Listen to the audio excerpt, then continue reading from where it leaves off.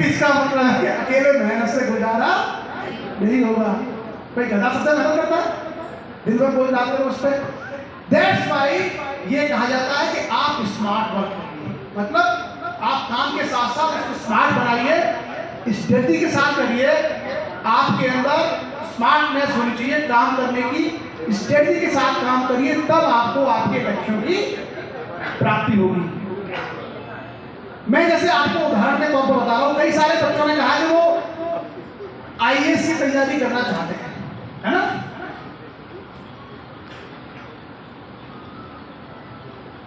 इतिहास किसका विषय रहा है,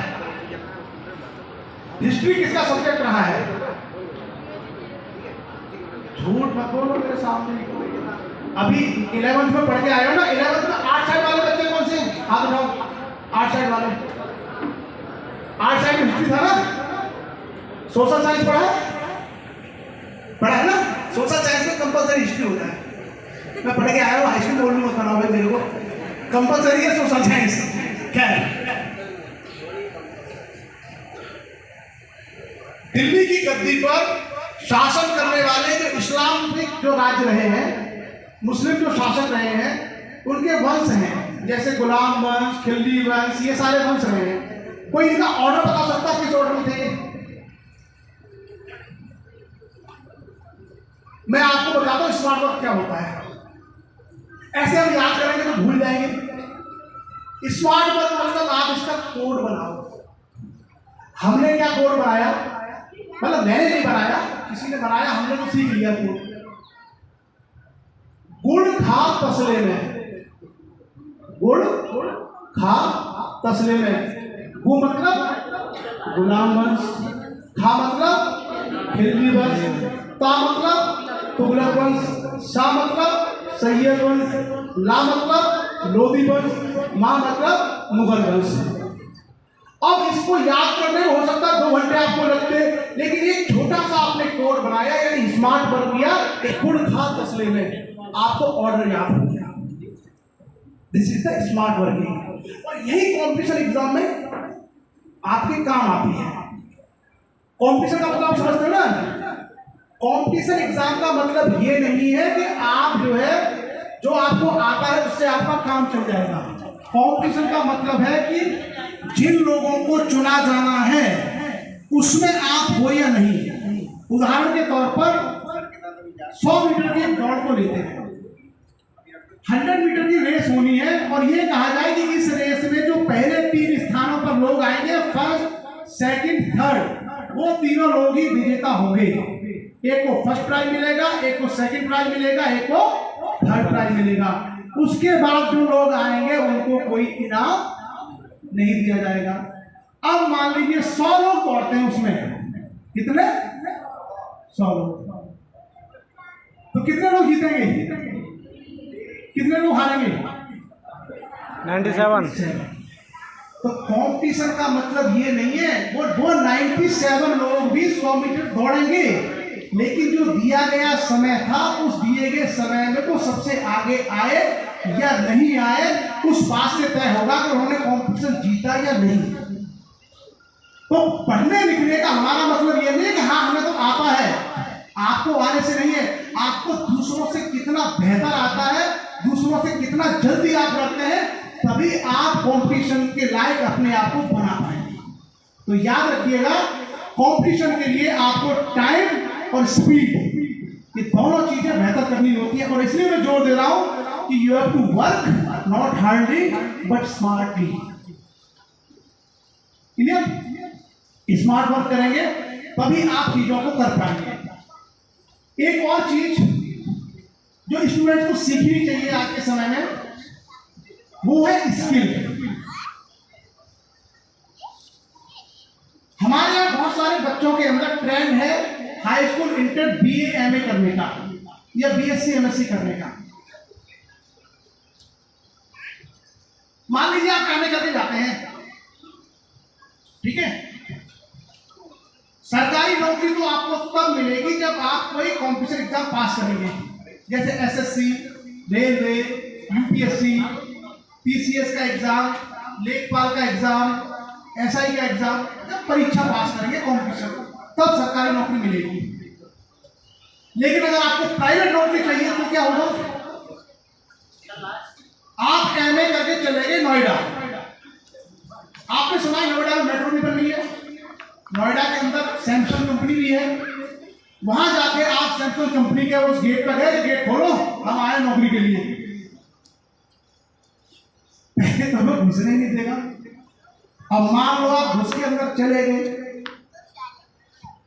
तो वो आपसे पूछेगा कि ऐसा है, चलिए आप वहां गए, यू आर मोस्ट वेलकम, आप हमारी कंपनी में क्या कर सकते हैं?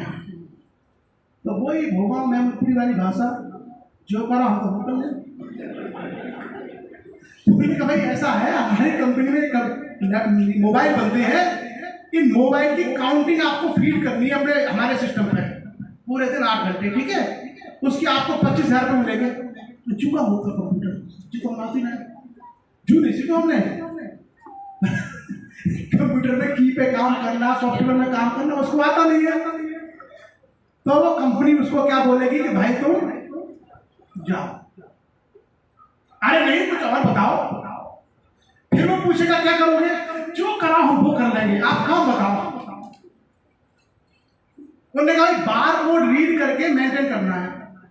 उन्होंने कहा टेक्नोलॉजी नहीं आती, कुछ सादा सा बताओ। उन्होंने कहा ऐसा भाई जो लोडिंग है रही है, जो फोन जो बने हैं इनके डब्बा जो है ट्रक में लोड हो रहा है, करेगा यार 6 काम तो अपने गाँव में नहीं करते हैं। मेरे गाँव में भी आलू खुद रहे थे तो मैंने आलू के बोरा नहीं ढोए अगर बजरी ढोना था तो अपने गाँव में ढोने था।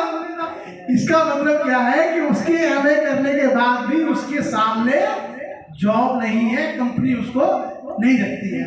क्यों? क्योंकि कंपनी को चाहिए पर्टिकुलर स्किल, कंप्यूटर पे वर्क करना, एमएस ऑफिस जानना, टैली सॉफ्टवेयर में काम करना, पावर पॉइंट प्रेजेंटेशन बनाना, तब आपको कंपनी रखेगी। और आप लोगों को पता है कितनी सरकारी नौकरी है देश में? किसी को आइडिया है? 7%। टोटल गवर्नमेंट जॉब कितने हैं? 7%। 7% ही सरकारी नौकरियां हैं, 93% नौकरियां क्या है? प्राइवेट। प्राइवेट सेक्टर में अगर हमें कैरियर बनाना है तो उसके लिए सीखना पड़ेगा स्किल। क्या सीखना है? इसलिए आपने सुना होगा कि सरकार ने एक मिशन चलाया था, स्किल इंडिया। क्या चलाया था? Skill India. ये बहुत छोटी छोटी बातें हैं लेकिन बड़े काम की हैं। इन चीजों के माध्यम से मैं आपको और बच्चे आपको सबको यह बताना चाहता हूं कि आप लोग कम से कम मिनिमम 1 साल का बेसिक कंप्यूटर कोर्स सीखिए। पुराने जमाने में अगर किसी आदमी को हिंदी नहीं आती थी ढंग से तो कहते थे कुपड़ है, अनपढ़ है। बोलते ना गांव के लोग कि ये तो अनपढ़ है, इनको किताब पढ़ो नहीं आती। बाद में चल करके जिन लोगों को इंग्लिश नहीं आती थी उनके बारे में कहा गया कि ये अनपढ़ है। अभी जो नया दौर चल रहा है उसमें जिस आदमी को कंप्यूटर और टेक्नोलॉजी नहीं आती है वो दुनिया के सामने अनपढ़ है, वो काम नहीं कर सकता। आप कभी बैंक में जाना, बैंक में जितने कर्मचारी काम कर रहे हैं सबके सामने कंप्यूटर रखा है। पोस्ट ऑफिस में जाना, सबके सामने कंप्यूटर रखा है। बिजली का बिल जमा करने जाना, उसके सामने कंप्यूटर रखा है। प्राइवेट कंपनी में जाना, कंप्यूटर रखे हैं। यानी जो एज है, this age belongs to technology. इसलिए हम सभी लोगों को अपने बच्चों को टेक्नोलॉजी सिखानी चाहिए। इस कंप्यूटर और टेक्नोलॉजी का सीधा संबंध है आपकी शिक्षा से। अगर ये आपको आता है then you are educated and literate. अगर ये नहीं आता तो दुनिया की भीड़ में आपकी गिनती अनपढ़ों में होगी। और अगर हम हाई स्कूल और इंटर में 95% नंबर लेकर के आते हैं और फिर कोई अगर हमसे कहे कि तुम्हें कुछ नहीं आता, तुम तो अनपढ़ से हो, तो अपने आप में बहुत शर्म की बात है। क्लियर? तो क्या करना है जाके? कंप्यूटर सीखना। ठीक?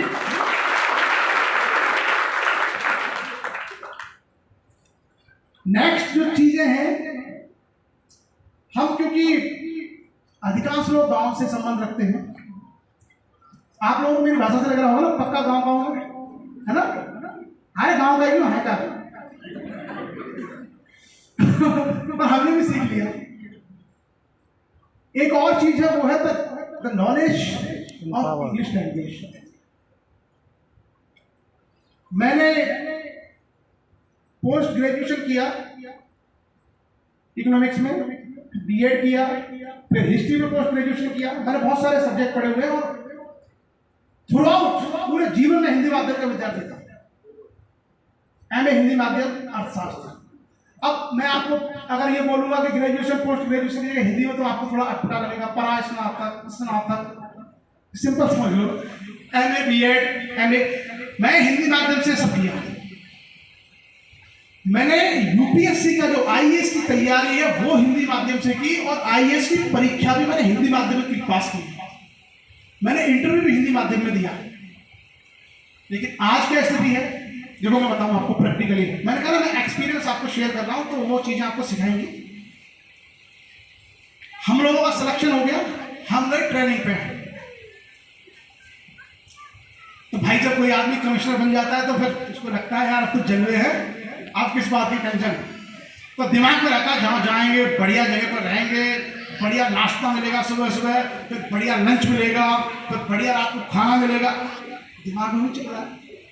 गए तो अकेडमी में जब हम ट्रेनिंग के लिए गए तो भाई हम लोग उतरे ट्रेन से, तो वहां गाड़ियां भारत सरकार लिखी हुआ है ले लेने के लिए, चलवाया कोई टेंशन नहीं है।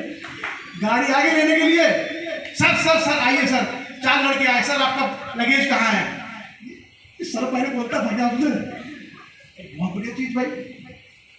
सामान रखा उन्होंने, गाड़ी से हमें ले गए कटनी में और एक फॉर्म भरवाया और बोला ये आपका रूम है। रूम में भाई अपने घर में तो वैसी भी टीवी नहीं थी, एलसीडी लगी हुई। मैंने कहा यार ये जलवा है भाई, टीवी लगी, बढ़िया बढ़िया बाथरूम, बढ़िया बेड, सोफे। हमने कहा इसमें रहेंगे तो होटल में भी नहीं होती व्यवस्था। वहां तक तो अच्छा लगा। खाना वाना खाया शाम को। अगले दिन जो है शेड्यूल आया कि ये आपका शेड्यूल है, नेक्स्ट डे से आपकी ट्रेनिंग शुरू होगी, 9:30 आपको रिपोर्ट करना है। तो हम गए भाई वहां, हम तो भाई हिंदी वाले, और वहां पर जाकर के ट्रेनिंग देने वाले, शेड्यूल बनाने वाले सारे लोग इंग्लिश में, yes master name, please introduce yourself, ये सब चलने लग गया। यहां तक तो ठीक था, तो इतना तो सीख ही जाते ना। जब भाई आईएएस की तैयारी कर रहे थे तो सीख ही जाते हो। फिर उन्होंने पूरा training module chapter 1 the administrative etiquettes, और भाई जो पढ़ाने वाला था उसकी तो सुपर इंग्लिश थी। हमने कहा यार ये कहाँ फंस गए भाई। फिर लोगों ने बताया कि देखो साहब यही है, ये तो करना पड़ेगा, इसके बिना काम नहीं चलेगा। तो कहते हैं मरता क्या ना करता भाई, किस आदमी के सामने कह दिया कि तुम्हें इसका सामना करना ही है, नहीं तो तुम मारे जाओगे। हम चुपका लग गए कंप्यूटर और इंग्लिश सीखने में। और मैं आज आपको बता रहा हूं, हिंदी मीडियम का स्टूडेंट होने के बावजूद भी मैं भारत सरकार में हूं। आपको पता है ना, गवर्नमेंट ऑफ इंडिया के सारे काम इंग्लिश में होते हैं। वो कहते जरूर है हिंदी, लेकिन सारी फाइल है, सारी नोटिंग, सारे एक्ट, सब कुछ इंग्लिश में होते हैं। मैं सारे इंग्लिश में करता हूँ। कहने का मतलब ये है कि मेरे जैसा आदमी जिसने एमए कर रखी थी 2-3 सब्जेक्ट में, बीएड कर रखी थी, मैं प्राइमरी का मास्टर था 5 साल तक, गांव के बच्चों को छोटे बड़े सिखाता था। उसके बाद मैंने आईएएस की तैयारी की, और जब मेरा सिलेक्शन हो गया उसके बाद मैंने वो सब सीख लिया उस एज में जाके। इसका मतलब है कि आप सब लोग भी, सारे स्टूडेंट्स, क्योंकि आपकी लर्निंग एज है, आप इस एज में जो चाहो वो सीख सकते हो। बेस्ट आपका समय है चीजों को सीखने का, तो आप इन चीजों को बड़े आसानी से इस एज में सीख सकते हो। और अगर अभी सीख लोगे तो आगे आपको समस्या नहीं होगी। और इससे पारा पड़ना ही है। आप किसी भी फील्ड में कैरियर बनाना, अधिकांश कैरियर्स में ये आपको एक दीवार के रूप में खड़ी मिलेगी। देखो यहाँ जो बच्चे बैठे हैं सब ज्यादातर टैलेंटेड बच्चे हैं, मतलब जिन्होंने अच्छे स्कोर्स किए हैं 10th में 12th में, वो बच्चे हैं। जिनके अच्छे नंबर आते हैं ना, वो क्या सोचते हैं, डॉक्टर बनेंगे, इंजीनियर बनेंगे, कुछ आईएएस बनेंगे, कुछ आईपीएस बनेंगे। आप मुझे बताइए, आपने कोई इंजीनियर ऐसा देखा जो हिंदी में हो, कोई डॉक्टर ऐसा देखा जो हिंदी में हो, कोई आईएएस ऐसा देखा जो हिंदी में हो? नहीं। यानी अगर हम इन चीजों में जाना चाहते हैं तो बिना इंग्लिश का पेपर पास किए, बिना इंग्लिश का एग्जाम दिए या बिना इंग्लिश में ट्रेनिंग किए हुए हम लोग इस फील्ड में नहीं जा सकते। अब समस्या क्या है?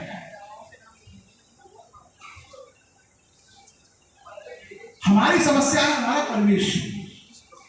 लैंग्वेज को सीखने में सबसे बड़ी बाधा होती है परिवेश। तुम चले जाओ, बहुत बढ़िया बात बोली।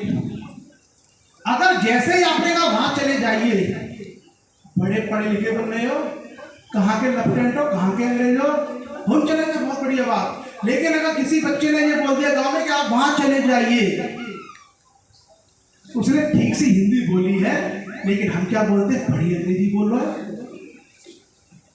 तो हमारा जो परिवेश है, जिस कल्चर में हम लोग रहते हैं, वहां पर भाषा को लेकर के एक प्रकार से जो माहौल है वो नहीं होता है। और जो हमारे लोग पहले से रहते चले आ रहे हैं वो लोग एक तरीके से उसे मजाक के तौर पर समझते हैं। लेकिन वही लोग जब किसी एसडीएम के सामने जाते हैं, किसी डीएम के सामने जाते हैं, तो नहीं कहते कि हम चले जाओ डीएम साहब, कहेंगे डीएम साहब मेरी समस्या है, मैं बड़े मजबूरी में आया हूं। बोलते उन्हीं के मुंह से हिंदी निकलना शुरू हो जाती है। उनको पता है कि जो बड़े साहब हैं, अगर इनको ठीक से करने नहीं करूंगा तो डांट देंगे, मेरा काम नहीं करेंगे।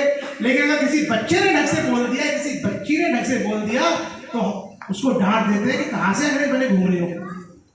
ये है भाषा को सीखने के लिए सबसे पहले आप अपने आसपास के परिवेश को डेवलप करें। परिवेश मतलब जो आपका एनवायरनमेंट है, जो आपका माहौल है। जैसे आपके फ्रेंड्स हैं, एक क्लास में 4 लड़कियां पढ़ती हैं और उनको लगता है कि उनके सब्जेक्ट इंग्लिश में है या सीबीएसई बोर्ड है, या वो इंग्लिश उनका एक सब्जेक्ट है हिंदी बोर्ड में, हिंदी मीडियम में, यूपी बोर्ड में। उनको करना ये चाहिए कि you should use maximum words in English. उससे क्या होगा, एक तो प्रोनाउंसिएशन साफ होगा आपका, दूसरा आप उन शब्दों का अर्थ समझना शुरू हो जाएंगे। जितना प्रयोग करेंगे उतना आप उसको समझेंगे। जैसे बाहर बहुत गर्मी पड़ रही है, बहुत उमस है, बारिश हुई थी ना भाई, तो बाहर बहुत गर्मी पड़ रही है, बाहर बहुत उमस है, बाहर बारिश हो रही है। इन शब्दों में से अगर हम 2-3 वर्ड्स की मीनिंग को समझ लें तो हम बड़े आसानी से इनको इंग्लिश में भी बोल सकते हैं। जैसे बारिश को क्या बोलते हैं, रेन। और बारिश हो रही है, रहा है, रही है, रहा, आईएनजी लग जाएगा। कंटिन्यू। तो बारिश जीवित है कि निर्जीव है? निर्जीव है इंग्लिश की डेफिनेशन में। तो जो निर्जीव चीजें होती है उसके आगे लगाते हैं इट। क्या लगाते हैं? और इट के साथ हमेशा इज आएगा। तो क्या बोलेंगे, इट इज, बारिश हो रही है या इट इज रेनिंग।